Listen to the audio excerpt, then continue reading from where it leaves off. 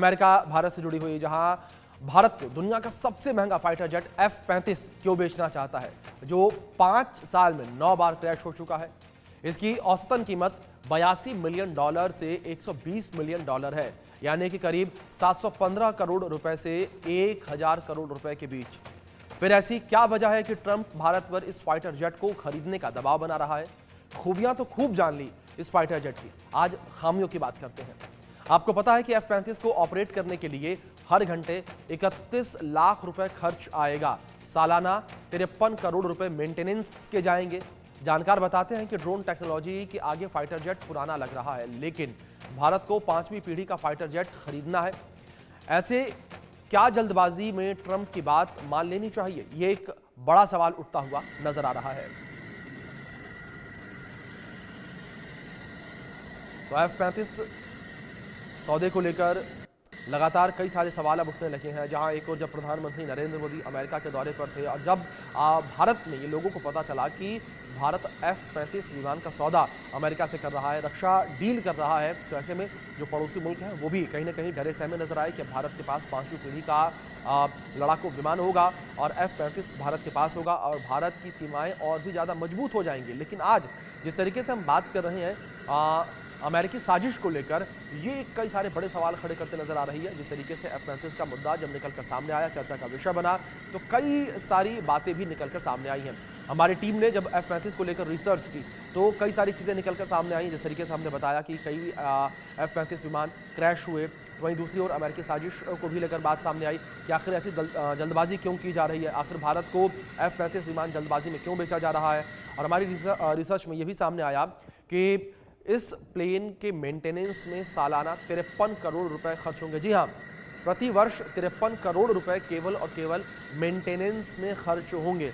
इस लड़ाकू विमान के रख रखाव में, इसके कलपुर्जों की मरम्मत को लेकर बात की जाए तो कुल मिलाकर करीब 53 करोड़ रुपए की जो खर्च है वो केवल इस प्लेन के, इस लड़ाकू विमान के रख रखाव में आने वाली है। इसी विषय पर बातचीत करने के लिए कुछ एक्सपर्ट्स हमारे साथ जुड़े हैं। हमारे साथ कर्नल रिटायर्ड JS सोडी साहब जुड़े हैं, डिफेंस एक्सपर्ट हैं, और हमारे साथ retired colonel TP Tyagi ji जुड़े हैं, डिफेंस एक्सपर्ट के तौर पर। आप दोनों मेहमानों का बहुत स्वागत है सर। और सबसे पहले मैं त्यागी जी आपका रुख करना चाहूँगा। TP त्यागी जी, जिस तरीके से ये सौदा हुआ और जैसे ही सौदे की खबर निकलकर सामने आई थी, तो देश में कहीं ना कहीं लोग जो है आत्मविश्वास के साथ देख रहे थे। लोगों में खुशी देखने को मिली कि भारत की सीमाएं और भी ज्यादा मजबूत होंगी। दूसरी ओर अगर पड़ोसियों को लेकर बात करें तो पड़ोसी डरे सहमे नजर आए कि 5वीं स्टेज का जो लड़ाकू विमान है वो भारत के पास आ जाएगा। लेकिन अब जिस तरीके से साजिश जैसी बात निकलकर सामने आ रही है, किस तरीके से देख रहे हैं आप इसे? मैं इस साजिश के साथ सहमत हूं, यानी कि F-35 कॉम्बैट एयरक्राफ्ट को हमारी राय में नहीं खरीदना चाहिए जी। मैं इसको एनालाइज करता हूं वन बाय वन। सबसे पहली बात जो आपने भी जिक्र की कि जब से ये एयरक्राफ्ट बना है अब तक 30 से ज्यादा बार ये क्रैश हो चुका है, लिहाजा ये कहना कि ये अल्टीमेट है जी। गलत। दूसरी बात जो आपने भी जिक्र की कि इसकी जो कीमत है वो करीब 900 करोड़ रुपए से प्लस माइनस कर लीजिए, प्लस 50 करोड़ से ज्यादा इसका मेंटेनेंस, जी। प्लस अगर 3 घंटे ये उड़ान बढ़ता है तो उस उड़ान में इसका खर्चा 1 करोड़ रुपए, जी। यानी कि अगर महीने में 30 दिन उड़ान बढ़ी तो 30 करोड़ रुपए उसके और एक्स्ट्रा, तो ये कॉस्टली बहुत है। और एक और बात, जो F-35 है ये इसमें सब इसको जो बनाया गया था, इसकी जो खूबी थी वो थी एयर टू सरफेस, यानी कि ग्राउंड के टारगेट्स को तबाह करने की। जी। ग्राउंड के टारगेट्स को तबाह करने के लिए आज की तारीख में मॉडर्न वारफेयर में एयरक्राफ्ट से ज्यादा ड्रोन्स जो है वो अच्छे साबित हो रहे हैं। और यही कारण है जी। कि एलन मस्क ने, जो डिपार्टमेंट ऑफ गवर्नमेंट एफिशिएंसी के हेड है अमेरिका में, खुद ट्रंप ने बनाया है, वो ये कहते हैं कि ये कबाड़ है, इसकी जगह तो जो पैसा है वो जी। ड्रोन बनाने के ऊपर खर्च किया जाना चाहिए। तो और फिर ये कहना कि साहब चाइना और पाकिस्तान इससे डर गए हैं, वो तो डरेंगे अगर SU-57 मिलेंगे।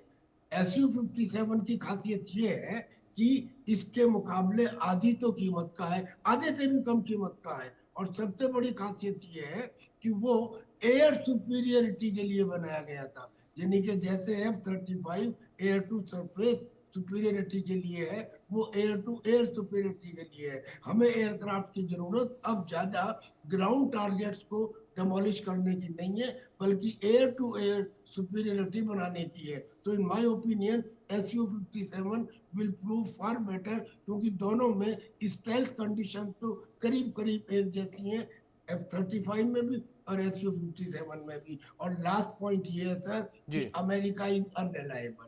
जी आप कुछ भी कहते रहिए, अमेरिका इज अनरिलायबल। छोड़ दिया ना अचानक यूक्रेन का साथ, जी छोड़ दिया ना अचानक नेटो का साथ। यानी कि आप इसका जितना पुराना देखें, और हमारे साथ ही कौन सा साथ दिया था। जी ऐसे समय में एक देश सामने आता है जिसका शुरू से लेके आज तक का ट्रैक रिकॉर्ड है कि उसने हमारे साथ में एक जैसा मेंटेन किया। क्या कारण है कि जी श्रीमान ट्रम्प जी हमको F-35 दे रहे हैं, बिल्कुल और इसके बावजूद कि हमने S-400 खरीदा। यही बिल्कुल बिल्कुल कंडीशन त्यागी कर साहब, दी है ये एक कानून। बड़ा सवाल उठता चला जा रहा है कि आखिर ऐसा क्या कारण है कि भारत को ये F-35 विमान जो है दिया जा रहा है। जे सोडी साहब का रुख करूंगा मैं। सोडी साहब, जिस तरीके से रूस यूक्रेन जंग को हमने देखा, इस जंग में एक चीज हमें देखने को मिली, काफी जो पूरे विश्व में एक मैसेज देकर सामने आई है कि जो लड़ाकू विमान है वो जंग में फेल नजर आए। और अगर बात ड्रोन टेक्नोलॉजी को लेकर की जाए तो ड्रोन टेक्नोलॉजी का इस्तेमाल काफी ज्यादा देखने को मिला, और ड्रोन टेक्नोलॉजी के माध्यम से कैजुअलिटी को लेकर बात करें अपने खेमे की, वो भी कम देखने को मिली। लेकिन इस ड्रोन टेक्नोलॉजी के समय में इस तरीके से F-35 विमान को लेकर डील करना, जो कि दुनिया का सबसे महंगा विमान माना जाता है, यानी कि दुनिया के सबसे महंगे लड़ाकू विमानों में से एक माना जाता है। जय हिंद अभिषेक जी, ये मेरा सौभाग्य है कि मैं आपके न्यूज चैनल विख्यात को पैनलिस्ट के साथ हूं। रूस यूक्रेन जंग में लड़ाकू विमान असफल नहीं हुए। जी उनका शुरू के कुछ महीने में रूस ने इस्तेमाल ही नहीं किया। जी जब 3 साल पहले रूस यूक्रेन जंग शुरू हुई, तब रूसी वायुसेना के पास 1598 लड़ाकू विमान थे और यूक्रेन की वायुसेना के पास सिर्फ 90 लड़ाकू विमान थे। जी लेकिन तब भी रूस ने लड़ाकू विमानों का इस्तेमाल नहीं किया, क्योंकि उसे लगा कि वो जंग 7 से 10 दिन में जीत जाएगा। बाद में उन्होंने इस्तेमाल करना शुरू किया, और उसके बाद फिर हमने देखा कि आज की तारीख में रूस का यूक्रेन की 18.2% जमीन पे पूरा कब्जा है। दूसरी बात अभिषेक जी, पिछले साल 5 नवंबर को जब डोनाल्ड ट्रंप अमेरिकी चुनाव जीते, भारत में बड़ी खुशी की लहर हुई। बड़े लोगों ने टीवी पे आके बड़ी बड़ी बातें कही कि अब डोनाल्ड ट्रंप भारत के लिए एक मसीहा हैं, बांग्लादेश को डंडा मारेंगे, भारत के लिए वो करेंगे, ये करेंगे। मैंने तब भी आपके चैनल पर, कई टीवी चैनल पे कहा था, डोनाल्ड ट्रंप एक व्यवसायी हैं। अपने दूसरे कार्यकाल में उन्हें किसी देश के लिए प्रेम नहीं होगा, वो सिर्फ और सिर्फ अमेरिका का उसमें वो मतलब देखेंगे। और ये वही हुआ। अब जब प्रधानमंत्री मोदी जी अमेरिका की यात्रा पे गए, डोनाल्ड ट्रंप ने साफ शब्दों में कहा कि आप हमारा तेल खरीदिए, गैस खरीदिए, हमारे F-35 लड़ाकू विमान खरीदिए, आपके टैरिफ ज्यादा, हम भी रेसिप्रोकल टैरिफ लगाएंगे। यानी कि पूरे, अगर एक लाइन में कहा जाए, डोनाल्ड ट्रंप ने पूरा अमेरिका को बेचने के जी लिए, बेचना इन द सेंस अमेरिका की बनी हुई चीजों को बेचने के लिए इस ट्रिप का पूरा इस्तेमाल किया। देखिए अभिषेक जी, हकीकत यह है कि डोनाल्ड ट्रंप किसी देश के नहीं है, किसी सके नहीं है। वो एक व्यवसायिक बिजनेसमैन है, और वो जानते हैं कि मीठी बातें करके अपनी चीजें कैसे बेचना। वो दुनिया के सबसे अच्छे सेल्समैन है।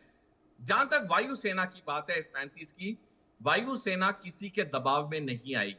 वायुसेना का ग्लोबल टेंडर निकला है।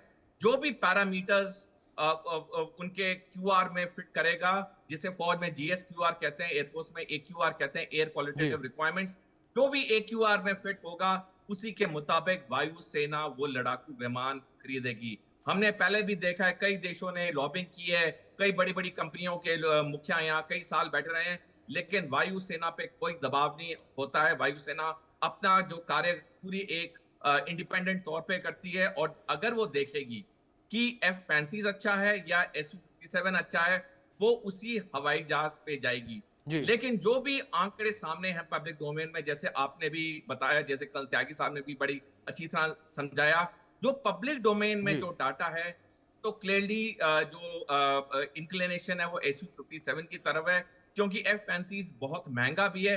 5 साल पहले यही एलन मस्क, जब डोनाल्ड ट्रंप के साथ नहीं थे, उन्होंने ट्वीट किया था कि F-35 बिल्कुल ही एक निकम्मा हवाई जहाज है, इतना क्यों पैसा खर्च किया जा रहा है। आज वो सरकार का हिस्सा है तो दूसरा गुण गा रहे हैं। यानी कि डोनाल्ड ट्रंप की तरह एलोन मस्क की एक व्यापारी हैं, अब एक राजनेता हैं।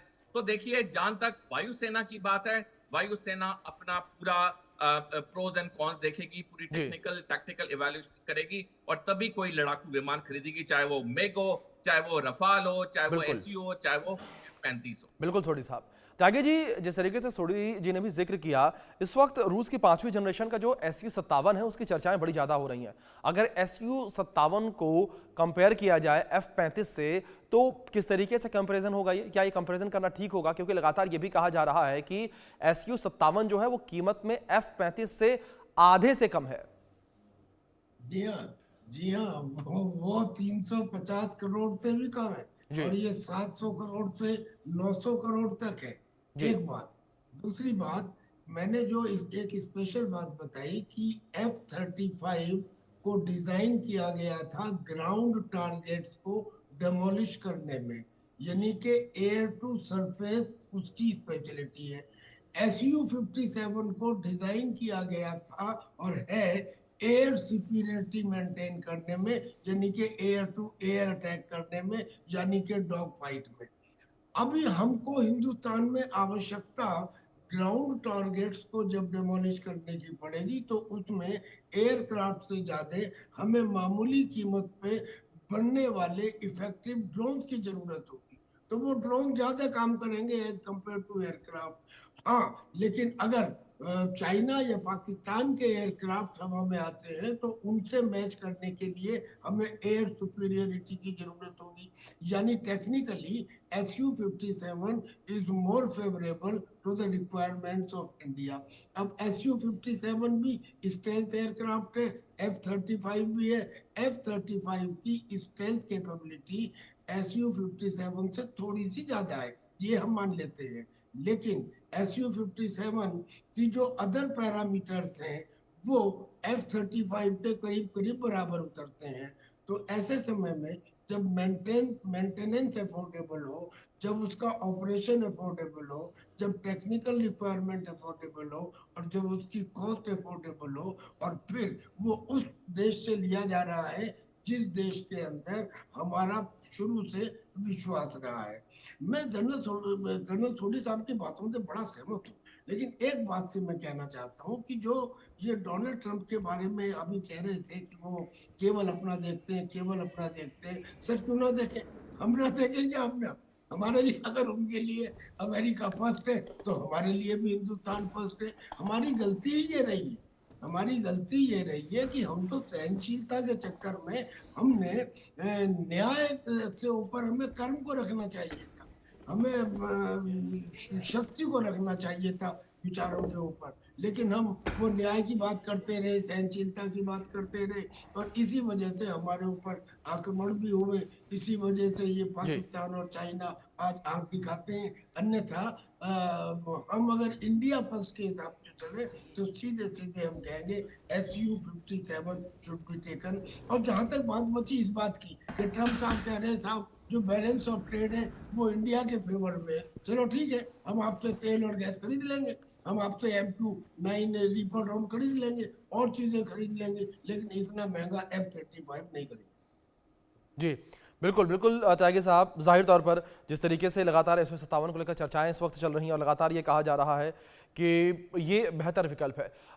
सोडी साहब, लेकिन इस बीच एक चर्चा ये भी लगातार चल रही है कि जिस तरीके से भारत में अगर DRDO को लेकर बात करें तो इस वक्त DRDO काफ़ी ज़्यादा तरक्की कर रहा है, और भारत जहां कुछ साल पहले तक केवल दूसरे देशों से जो रक्षा उपकरण है वो खरीदा करता था, अब एक्सपोर्ट भी कर रहा है, बेच भी रहा है। ऐसे में भारत खुद भी जेट्स बना रहा है, तो क्या जो भारतीय टेक्नोलॉजी है उस पर भरोसा नहीं किया जा सकता? सोडी साहब। अभिषेक जी, आपके सवाल का जवाब देने से पहले एक छोटी टिप्पणी करना चाहूंगा। जी देखिए, SU-57 और F-35 में सबसे बड़ा जो अंतर है वो ये कि रूस हमें ट्रांसफर ऑफ टेक्नोलॉजी देने के लिए तैयार है, अमेरिका हमें ट्रांसफर टेक्नोलॉजी देने के लिए तैयार है। और ये जो ट्रांसफर टेक्नोलॉजी है इसकी सबसे अहम भूमिका आएगी, क्योंकि कल जब भी युद्ध होगा, जो आंकलन है 2035 पे 2 फ्रंट वॉर होगी भारत में, अगर अमेरिका हमें टेक्नोलॉजी नहीं देगा तो हम पूरी तरह अमेरिका पे निर्भर रहेंगे F-35 के लिए। लेकिन रूस अगर हमें SU-57 के लिए पूरी टेक्नोलॉजी दे रहा है, हम पूरी तरह से उसको पिन से लेके उसके कॉकपिट तक हम बना पाएंगे। अब अभिषेक जी, मैं आपके मुख्य सवाल पे आता हूं। देखिए, चाहे डीआरडीओ हो, चाहे हिंदुस्तान एरोनॉटिक लिमिटेड हो, जी उनकी जो प्रोग्रेस है वो बहुत कम है। जी हम आत्मनिर्भर भारत मेक इन डिफेंस में सफल हुए हैं, लेकिन हमारे पास टेक्नोलॉजी नहीं है।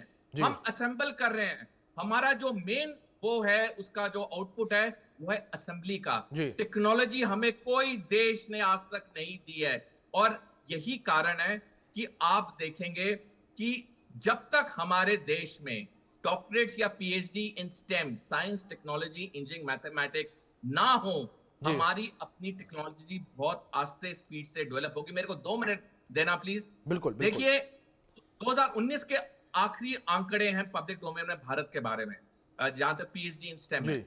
2019 में चीन के पास 40,000 डॉक्टरेट थे स्टेम में, अमेरिका के पास 26,000 थे, भारत के पास सिर्फ 700 थे, जिसमें से 70% ने अपनी भारत की नागरिकता त्याग दी और विदेशों में जाके सेटल हो गए। जब तक हमारे पास अपने डॉक्टरेट नहीं होंगे स्टेम के, क्योंकि यही एक फोकस पॉइंट होता है जो कि किसी भी देश की टेक्नोलॉजी डेवलप करता है, रिसर्च एंड डेवलपमेंट करता है, तब तक हम दूसरे देशों पे डिपेंडेंट होंगे। हम आज बात करें F-35 की, Su-57 की, हमें तो बात करनी चाहिए थी आज से कई साल पहले कि हम एक शॉर्ट टाइम में क्यों नहीं अपने लड़ाकू विमान बना सकते हैं। क्या 10 साल, क्या 15 साल, क्या 20 साल का टाइम कम होता है? कब तक हम अपने पूर्वजों को हम दोषी जी ठहराते रहेंगे? जी मैं आपको एक एग्जांपल बिल्कुल देना चाहूंगा। बिल्कुल छोटे साहब, जाहिर तौर 2007 पर में जिस तरीके से भारत खुद भी 5वीं पीढ़ी के फाइटर जेट बना रहा है और लगातार रिपोर्ट्स ये दावा कर रही हैं कि आने वाले 2 से 3 साल में भारत खुद अपने फाइटर जेट्स बनाएगा। अब देखना दिलचस्प यहाँ पर ये रहेगा कि किस तरीके से भारत के द्वारा ये फाइटर जेट बनाए जाते हैं और अमेरिका के साथ जो डील ये हो रही है, इस डील का परिणाम क्या कुछ निकलकर सामने आता है, वो भी देखना दिलचस्प होगा। फिलहाल आप दोनों मेहमानों का